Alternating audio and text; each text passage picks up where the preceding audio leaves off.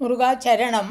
கந்தர் அனுபூதி பாடல் 47 ஆறாரையும் நீத்து என்று துவங்குகிற பாடல். பொதுவாக இறைவனை அடைவதற்கு 2 விதமான மார்க்கங்கள், ஒன்று பக்தி மார்க்கம், இன்னொன்று ஞான மார்க்கம். இந்த பக்தி மார்க்கத்தை குறிப்பிட்டு சொல்லும்போது பக்தி நூல்கள் அதுக்கெல்லாம் தலையாய ரொம்பவும் முக்கியமானதாக இருந்து வழிகாட்டுவது பெரிய புராணம். 63 நாயன்மார்கள் பக்தி பண்ணி எப்படி இறைவனை அடைந்தார்கள் என்று. அதுவே ஞான மார்க்கம்னு சொன்னோன்னா சிவஞான போதம்னு ஒரு முக்கியமான நூல் இருக்குது. அதில் சிவயோக சாதனையில் எப்படி ஈடுபடுவது, சிவயோக சாதனையிலிருந்து இறைவனை அடைவது எப்படி என்று அறியலாம். அருணகிரிநாதர் இந்த சிவயோக சாதனையை பற்றியும் நிறைய திருப்புகளில் குறிப்பிடுகிறார். அதே தான் இந்த பாடல்லையும் குறிப்பிடுகிறார். 6 6 அப்படின்னு சொல்கிற போது 6 மல்டிப்ளைட் பை 6, 6 by 6 அப்படின்னா 36. 36 என்பது தத்துவங்களை குறிக்கும். தத்துவம் 36 தத்துவம் என்றால் என்ன? இந்த பிரபஞ்சம் இருக்கு. இந்த பிரபஞ்சத்தை நாம் உணர்கிறோம். பல்வேறு விதமாக அது மேனிஃபெஸ்ட் ஆகிருக்கு. அது எல்லாத்தையும் நாம் உணர்கிறோம், நாம் அந்த செயல்களை செய்கிறோம். இதையெல்லாம் ஒரு வகைப்படுத்த வேண்டியிருக்கிறது. அந்த வகைப்படுத்தி இருக்கிற முறை தான் தத்துவங்கள். எப்படி சயின்டிஃபிக்காக ஃபிசிக்கல் வேர்ல்டு 118 எலிமெண்ட்ஸ் தான் இதில் காம்போசிஷன்.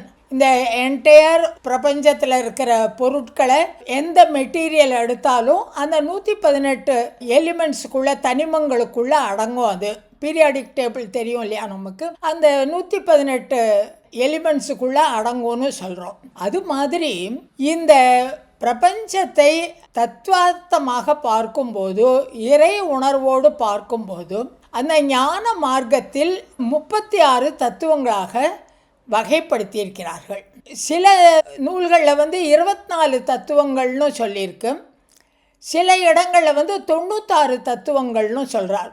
அருணகிரிநாதரே 6 6 5 5ங்கிற திருப்புகளில் 96 தத்துவம் அப்படிங்கிறார். அதுவே பக்குவ ஆச்சாரங்கிற பாடலில் ஆறாரையும் நீத்து அப்படின்னுட்டு சிவயோகர் அப்படின்னு சொல்கிறார்.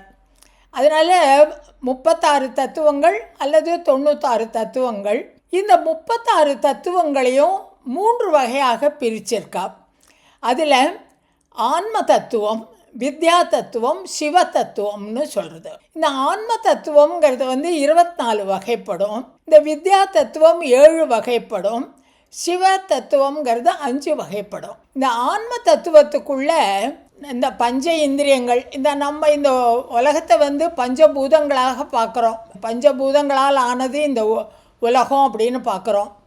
ஆனால் அந்த பஞ்சபூதங்களால் ஆன உலகத்தை நம்ம பார்த்து அறிந்து கொள்வதற்கு 5 இந்திரியங்கள் தேவைப்படுகிறது, 5 ஞானேந்திரியங்கள் தேவைப்படுகிறது. இப்போது கண், காது, மூக்கு, வாய் இதெல்லாம் இருக்குது அப்படின்னு சொன்னால் கண் பார்க்குற வேலையை செய்யணும், காது கேட்கிற வேலையை செய்யணும். பஞ்சேந்திரியங்கள், கர்மேந்திரியங்கள், ஞானேந்திரியங்கள், பஞ்ச தன்மாத்திரைகள், இந்த மாதிரி வகைப்படுத்தப்பட்டது ஆன்ம தத்துவம். இந்த ஆன்ம தத்துவத்தின் மூலமாகத்தான் நம்ம இந்த பிரபஞ்சத்தை எப்படியெல்லாம் இது விரிந்து காணப்படுகிறதுங்கிறத உணர்கிறோம். வித்யா தத்துவம் என்பது கலைகளில் அடங்கும். சிவ தத்துவம் என்பது இறுதியில் இறை உணர்வை வெளிப்படுத்தும் அந்த நிலைகளை குறிக்கும். இந்த 6 தத்துவங்களுக்கும் அப்பாற்பட்டு அமைந்தால்தான் இறைவா அந்த பெரிய பேரு, வீடு பேரு என்கிற முக்தி எனக்கு கிடைக்கும். அது எனக்கு கிடைக்குமா, அந்த பெரிய பேரு எனக்கு கிடைக்குமா அப்படின்னு இந்த பாடலில் கேட்குறார். இப்போ பாட்டுக்கு பொருள் பார்ப்போம். 6 6ஐயும் நீத்து அதன் மேல் நிலையை பேரா அடியேன் பெருமாறு உளதோ, பெரும் ஆறு உளதோ, சீரா வரு சூர் சிதைவித்து கூரா உலகம் குளிர்வித்தவனே. முதல்ல கடைசி வரிக்கு அர்த்தம் பார்ப்போம். சீரா வரு சூர் சிதைவித்து, சூர்னா சூரபத்மன், சூரபத்மனை சேர்ந்தவர்கள். அவன் சீரா வரு, சீறிக்கொண்டு வருகிற மிகவும் கோபத்தோடு வந்த சூரபத்மனை சிதைவித்து, அவனை அழித்து, இமையோர் கூறா உலகம் குளிர்வித்தவனே. இமையோர் கூறா, இந்த இடத்துல கூறுன கஷ்டங்கள், தேவர்களுடைய கஷ்டங்களை நீக்கி உலகம் குளிர்வித்தவனே, அந்த தேவர்களுக்கு அவர்களுடைய உலகத்தை மீட்டு கொடுத்தவனே, சூரர்களை அழித்து தேவர்களுக்கு அந்த வீட்டை பெற்று கொடுத்தவனே. முதல் 2 வரியில் 6 ஆரையும் நீத்து அதன் மேல் நிலையை பேரா. 6 அப்படின்னா 6 × 6 36 தத்துவங்கள். அந்த தத்துவங்கள் நீத்து, அந்த தத்துவங்களை எல்லாம் கடந்து, தத்துவங்களுக்கு அப்பாற்பட்டு அதன் மேல் நிலையை, அவற்றிற்கெல்லாம் மேலான உயர்ந்த நிலையை, அதுதான் வீடு பேரு, முக்தி என்கிற நிலை.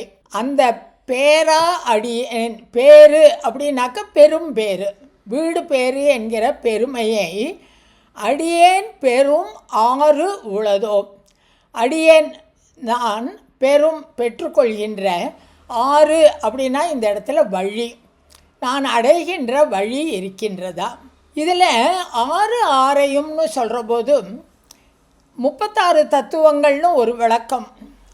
இன்னொரு விளக்கம் என்ன சொல்லலான்னு கேட்டால் 6 6னா வழிகள்னு அர்த்தம் உண்டு. 6 வழிகள். 6 வழிகள் என்னென்ன? அறுசமய வழிகள்.